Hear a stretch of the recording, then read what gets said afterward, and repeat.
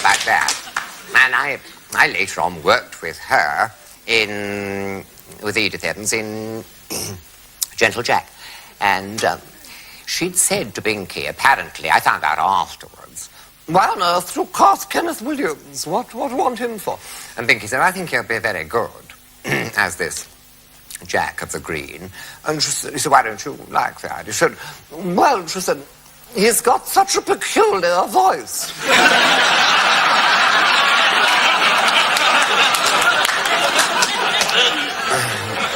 I thought, coming from her, it's a bit much. And we started the rehearsals, and of course I didn't have a lot to do with her. Whenever I was on, she said, what's he doing? What's he up to? Because I was always behind, putting a leaf on the desk. It was all heavily symbolic. And then we got to Brighton, and I used to pop in to have a chat into the dressing room with her. And she said, why don't they come in? They hear them talking in your room. They all pop into your room. I can hear you. I can hear you right down the corridor. And so I said, yes, well, they mind popping into me. They're a bit frightened of you. Something of a myth, you know. Formidable persona, as far as they're concerned. And she said, I'm very ordinary, Kenneth. Really, I'm very ordinary. I sit at home with my white apron on, basting my joint in the oven. I baste with a great wooden, so I baste. Johnny J said, my roast is the finest, and my Yorkshire pudding is delicious. What about this Yorkshire pudding? And I said, yes, well, I think people think of it in that light, you see. And then she said, we got a taxi back, because we were both at the same hotel. And she said, did you get any notes after the show? I said, well, Binky gave me a couple, yes. Did you get any? She said, yes. Yes, he said, Hardy Amy's has designed very regal costumes, Edith. You should look equally regal in them.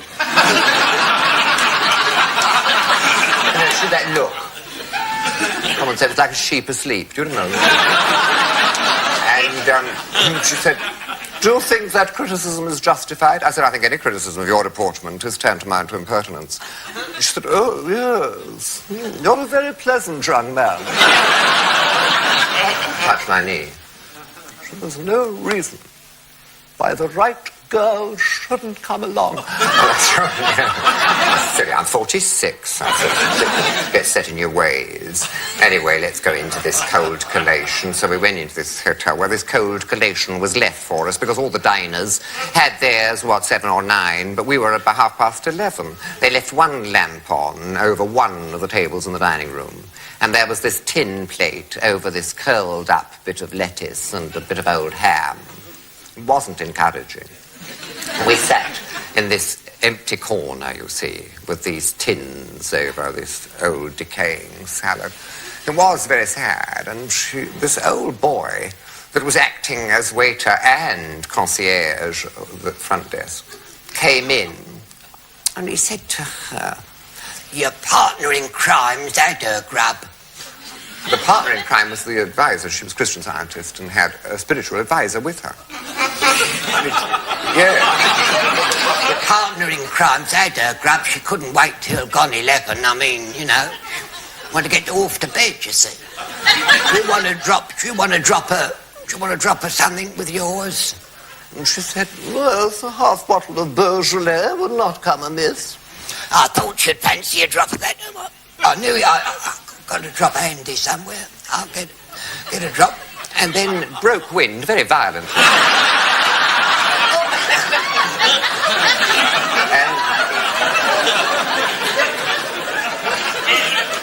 And she said to me, this place has gone off terribly.